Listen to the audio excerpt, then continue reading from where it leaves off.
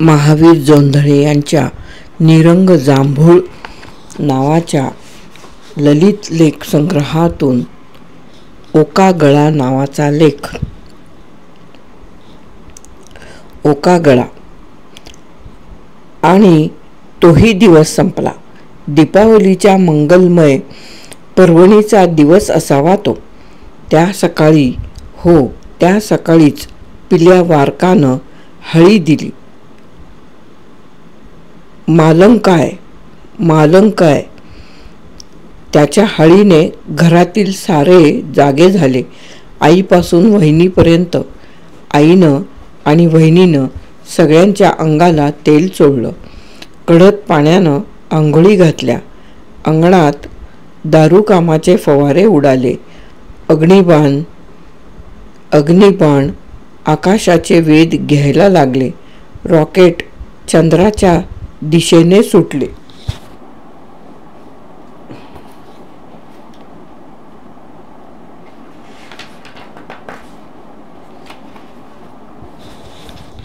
आणि फुलबाजे सुवर्णकण उधळू लागले. माझी वहिनी नखशिखांत नटली होती. भरजरी शालू, हातात होत्या गोठपाटल्या, बोटात मोहरेची अंगठी, गळ्यात एकदाणी टिक्का, चप्पलहार, फळाफुलांनी लगडावं अशी ती दागिन्यांनी लगडून गेली होती. लक्ष्मीपूजनाच्या दिवशी त्या सकाळी वहिनी मामंजींच्या पाया पडली, सासूबाईंच्या पाया पडली. आमच्या घरची लक्ष्मी तिच्या नारायणाच्या, माझ्या भावाच्या पाया पडली. वाड्याच्या अंगणात रांगोळीनं लक्ष्मीची पावलं रेखली होती. आईनं रांगोळी काढायची अन तिच्या पाठोपाठ वहिनीनं त्यात हळद कुंकू भरायचं.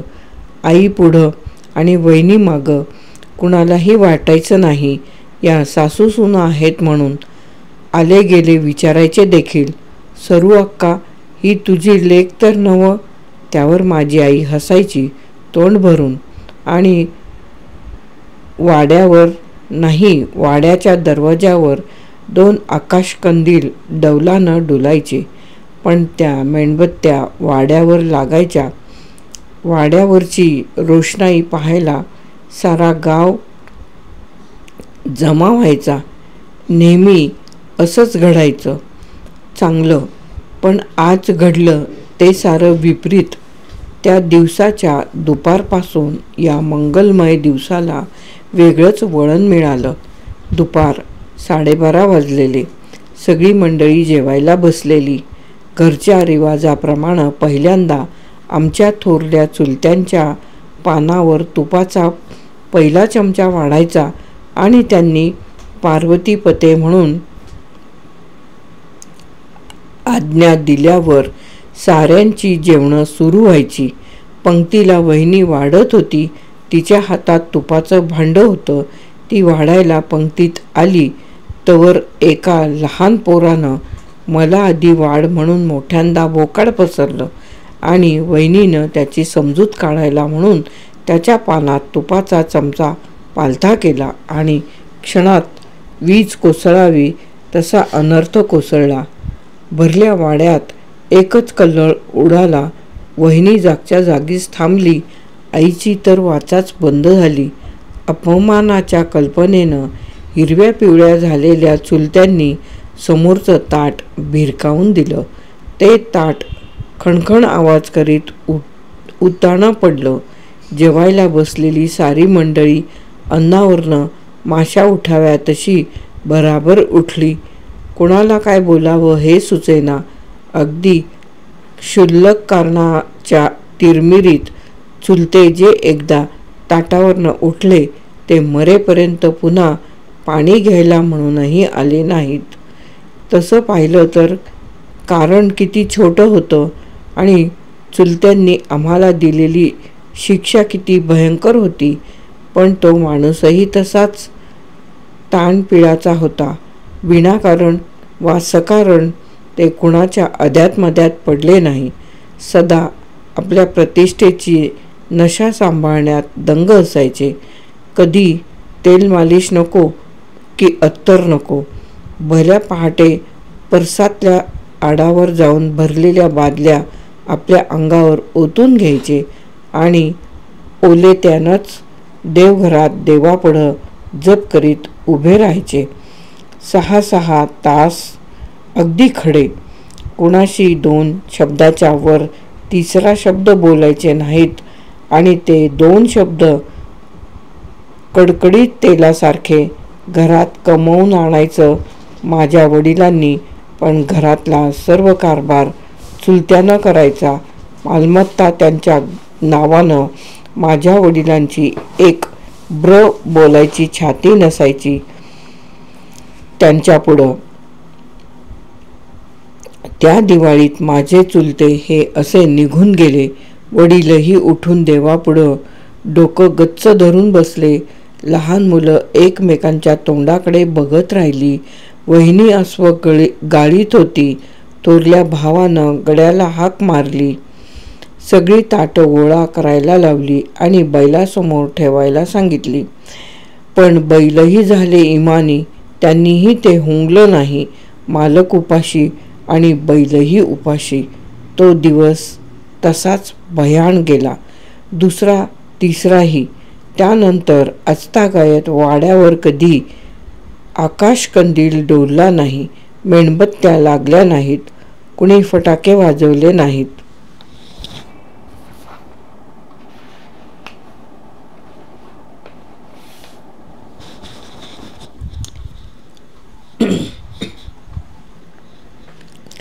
भुईनळे पेटले नाहीत की चंद्रज्योती हसल्या नाहीत.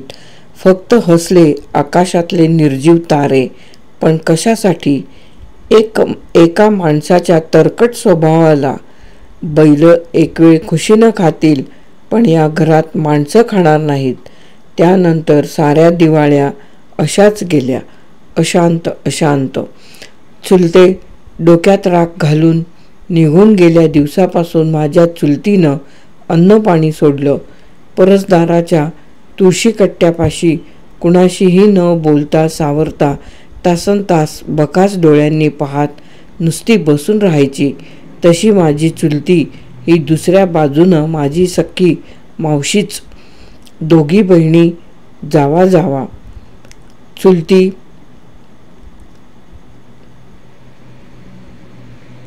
चुलती लई जहाल बाई. जगाला प्रेमळ. पण बहिणी बहिणींचं कधीच पटलं नाही. कुणी मेलं की त्याच्या मातीला हजर. कुणाच्या लग्नाला 100-500 बिनबोबाट दे. तर कुणाला उसण्यापासण्याची मदत कर. खरं म्हणजे या काळात ती असती तर आमदार नक्कीच झाली असती. या घरात थोरल्या चुलतीला आई म्हणण्याचा प्रघात. चुलतीला मुलबाळ झालं नाही. तिनं आमच्यावर जीवापाड प्रेम केलं. चुलते घरातून निघून गेल्यापासून खंगणीलाच लागली. आई वडिलांनी नाना तऱ्हेनं तिची समजूत घालण्याचा प्रयत्न केला. रडले, भेकले, विनवणीही केली. 3-3दा पाया पडले. पण तिचा आपला एकच हेका. भरल्या ताटावरून धनी उठून गेले. आता मी तरी कशी खाऊ? आणि मग अशा अवस्थेत तिला भ्रम झाला. सारखी आपल्यातच बडबडायची. अगं पानं घेतली का फराळाची?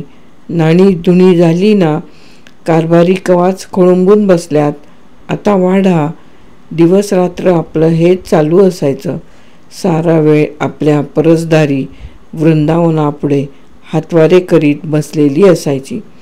अशाच एका संध्याकाळी वहिनी दिवा लावायला परसदारी गेली तशी थोरली आई चटकन उभी राहिली आणि किंचाळली. चांडाणी, तुपाचं घे की. माणसं कवाचं खोळंबल्यात. दिसत नाही का ग अवदसे? बिचारी माझी वहिनी. तिच्या हातातील निरांजनाचं तबक खणखण खाली पडलं. साऱ्या वाड्यात एक मुकी भयाण शांतता पसरली आणि एकच रडण्या बेकण्याचा आवाज उडाला. दूरवर देवळात वाजणारी सनई नित्याप्रमाणे संध्यासमयीचे सूर वाऱ्यावर सोडीत होती. त्या क्षणी किती भेसूर वाटत होते ते सूर. चुलती मेली, कशी गेली, घरातलं वैभव संगसंग घेऊन गेली. ती गेल्यावर गोठ्यातली जनावरं बाहेरची वाट चालायला लागली.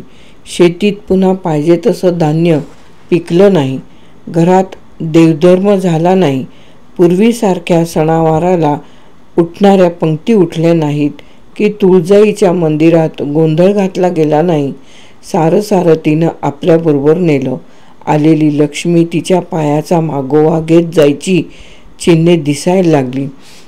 चुलता चुलतीच्या अशा जाण्यानं वडिलांनी हाय खाल्ली अन अंथरूण धरलं. मी वडिलांना मामा म्हणत असे. थोडं पण चांगलंच आठवतं मला. तांबडा फेटा, पायात बूट, जाडभरलं धोतर, झुपकेदार मिशा, मन मोकळं खळखळून हसणं. कधी बिडी ओढायचे. पंढरपूर आळंदीच्या वाऱ्या पायी करायचे. भजनी फडात रात्र मृदंगावर फडफडणारी त्यांची लांबसडक सावळी बोटं आणि त्याच ठेक्यात तालात सुरात हलणारी मान आणि केव्हा मला सोलून दिलेल्या भुईमुगाच्या तांबड्या कोवळ्या शेंगा. माझे वडील गेले तो दिवस असाच पक्का राहिलाय लक्षात. सूर्य नुकताच मावळला असेल किंवा नसेल, लक्ष कुणाचं होतं म्हणा त्याच्याकडे पाहायला माझ्या या वाड्यात अभद्र गडबड चाललेली होती. रडारडीचा आवाज माझघरात येत होता. श्रावणात आमच्या वाड्यात सत्यनारायणाची पूजा ठरलेली असायची. सत्यनारायणाच्या पूजेच्या दिवशी तर वहिनींची भारीच घाई. स्नानाचं पाणी तापविण्यापासून ते पूजेच्या तयारीपर्यंत सगळं तीच बघायची. शिवाय घरातली गावातली 200च्या वर माणसे जेवायची.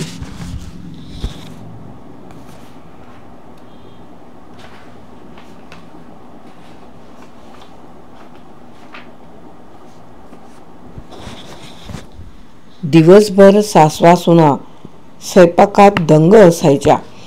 संध्याकाळी 5 वाजता पूजा सुरू व्हायची. देवळातला सनईवाला आमच्या वाड्यावर सनई वाजवायचा. संध्यासमयीचे सूर वाड्यावर घुमायचे. सदा धुपाचा वास दरवळायचा. तीर्थप्रसादाला सारा गाव वाड्यावर झाडून लोटायचा. पूजा मोठी थाटामाटात व्हायची. रात्रीच्या कीर्तनाला आणि वडिलांच्या भजनाला ही गर्दी लोटायची. वाड्यावर रात्रभर नुसता जल्लोष असायचा. पण वडिलांच्या माघारी आता घरात सत्यनारायणाची काय साधी देवपूजाही व्हायची मारामार पडते. आळंदी पंढरपूरची वारी कुणाकडून घडत नाही. पैशाअभावी घरातील पोराबाळांची शिक्षणं अर्ध्यावर लोंबकळली. कुळकायद्यात बरीचशी जमीन गेली. रोजच्या भाकरीचा आवाज महाग झाला. मग सत्यनारायणाची महापूजा तरी कशी होणार?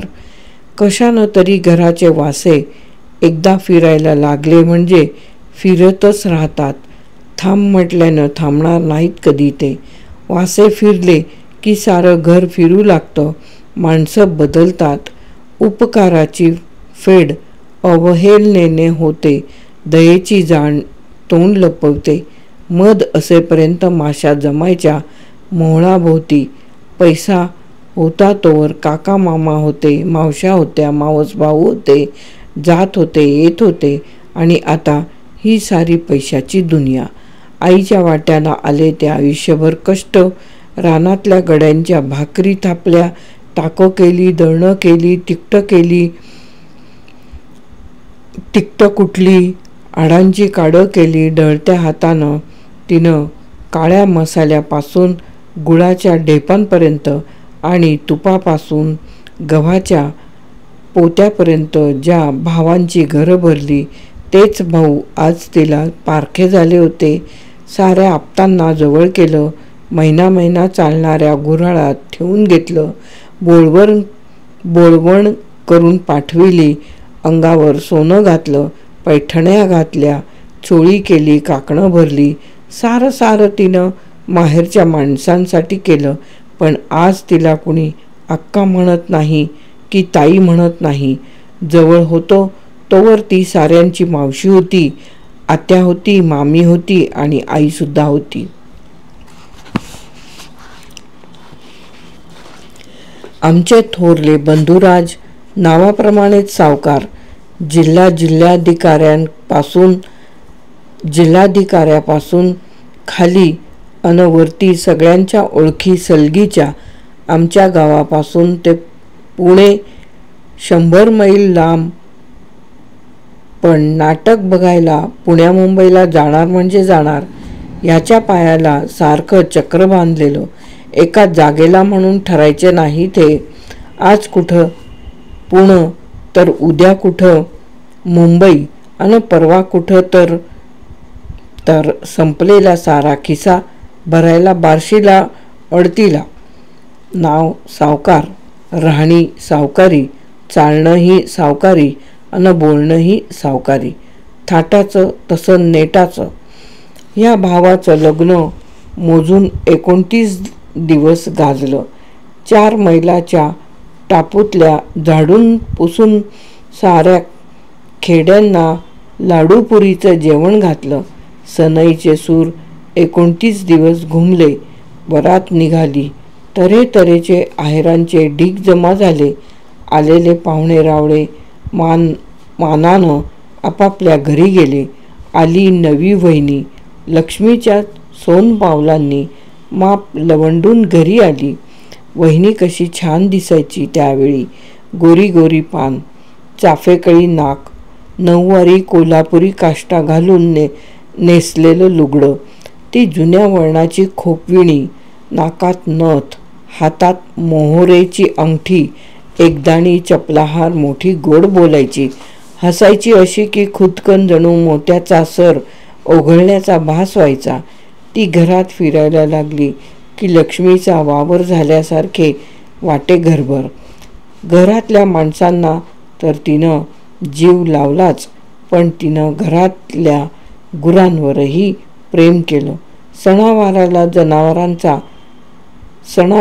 जनावरांना अस्सल खाऊ घातलं. मागंपुढं पाहिलं नाही. पोळ्याच्या दिवशी बैलांच्या अंगाला लक्स लावला. गरम पाण्याच्या आंघोळी घातल्या. पायांना आरती ओवाळली. आक्की लावली. शेंब्या रंगवल्या. बाशिंग बांधली. सारं सारं केलं. पोळ्याच्या दिवशी त्यातली एक गाय रुसायची. वहिनीनं हातानं भरवल्याशिवाय ती खायचीच नाही. इतका जिव्हाळा त्या दोघींचा. पण नवरा जिंकणं मात्र माझ्या वहिनीला जमलं नाही. थोरल्या भावाला सावकारी रुबाबाबरोबरच वडिलांच्या माघारी नको ते नाद खाऊन टाकायला लागले. आईचा वचक त्याला मुळापासूनच नव्हता. कमी कमी होणारी आमदनी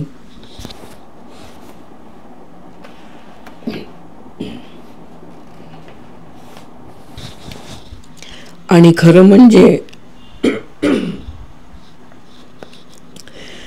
खरं म्हणजे माणूस कितीही कर्तबगार असला तरी बाई आणि बाटलीपुढं कुबेराचा तरी पाड लागेल काय. घरची ही अशी ओडगस्त आणि नजरेसमोर खंगणारी पोरं आई तरी किती दिवस सोशील.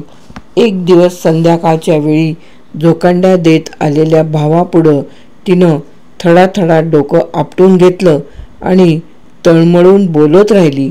पण नशेत असलेला तो माणूस चकार शब्द उलटून बोलला नाही. 4-4 दिवसातनं कधीमधी उगवतो. असेल 4 पैसे खिशात तर आमच्या तोंडावर फेकतो. नसेलच तर घरातलंच काहीतरी विकायला घेऊन जातो. सारी रांडची धन. परवा तर त्यानं कहरच केला. करकरीत तिन्ही सांजेची वेळ. आई देवघरात सांजवात लावीत बसली होती. वहिनी चुलीपुढं भाकऱ्या थापत होती. मी अंगणात एकटाच बसलो होतो. देवळातल्या सनईचे सूर कानात साठवीत इतक्यात बाहेर पायताणं वाजली. झुकांड्या देत अडखळत स्वारी आत आली. भाऊ जवळ येताच आंबूस दुर्गंधीचा भुपकारा येत होता. नशेतच तो कुणाला तरी शिव्या देत होता. तोंडात मधूनच अडखळत लावणीचा बेसूर चरण गात होता. आला तसाच स्वयंपाकघरात वहिनीपुढं जाऊन उभा राहिला आणि काय होतं आहे हे कळायच्या आतच त्यानं तिच्या गळ्यातल्या डोरल्याला हात घालून हिसका मारला. अस्फुटचा चित्कार तेवढा वहिनीच्या तोंडातनं बाहेर पडला. चुलीपुढं तिची शुद्ध हरवली. कोसळता कोसळताही ती माऊली दारुड्या नवऱ्याच्या पायावर पडली. लाथेनं तिला बाजूला सारून दिलं. तो बडबडत दाराबाहेर पडला. अंधारात दिसेनासा झाला. मी बाहेर पाहिलं. दिसत होता काळाकुट्ट अंधार आणि कानी पडत होते ते संध्यासमयीचे सूर. एकदा उन्मळून पडलेली सायलीची वेल पुन्हा म्हणून उभी राहिली नाही. आम्ही आमच्याकडून खूप उपचार केले. तालुक्याला नेलं. पुण्याला ससूनमध्ये आणून दाखल केलं होतं. नव्हतं तेवढं किडूक मिडूक विकलं, पण उपयोग झाला नाही. यश आलं नाही. कुणीही कुणाचं नसतं हे पुन्हा प्रत्ययाला येऊ लागलं. वहिनीला ससूनमध्ये आणली होती. घरापासून ससून हॉस्पिटलच्या लिफ्टपर्यंत पोहोचणंही तिला शक्य नव्हतं. जवळची पुंजी संपुष्टात आली होती आणि आज तिच्या अखेरच्या मातीला आम्ही, शरम वाटते सांगायला, तिच्याच हातातील मोहर विकून पैसा उभा केला. जिच्या आगमनाचा सोहळा 29 दिवस सतत चालला, जिच्या आगमनाप्रित्यर्थ कित्येक लोकांची तोंडं गोड झाली, जिनं आपल्या हातांनी गाईगुरांना लाडू पुऱ्या भरवल्या, त्या माझ्या वहिनीच्या मातीला तिच्याच हातातली एकुलती एक राहिलेली मोहर विकायची वेळ आली. दुर्दैव, बिचारी भरला गळा घेऊन गेली.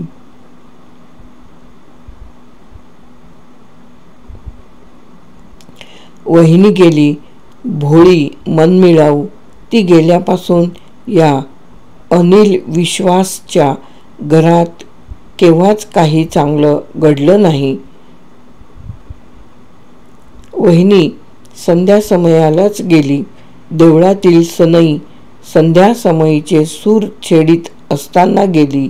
आमच्या वाट्याला सोबतीला उरले ते संध्यासमयीचे सूर उदास, भयाण याच सुरांना साक्षी ठेवून गेली. लक्ष्मीची पावलं घेऊन गेली.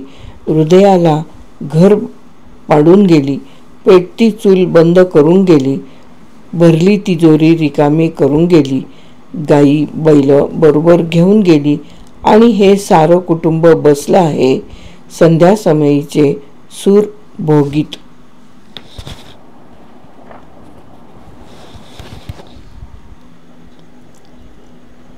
महावीर जोंधळे यांचा ओका गळा नावाचा ललितलेख येथे समाप्त.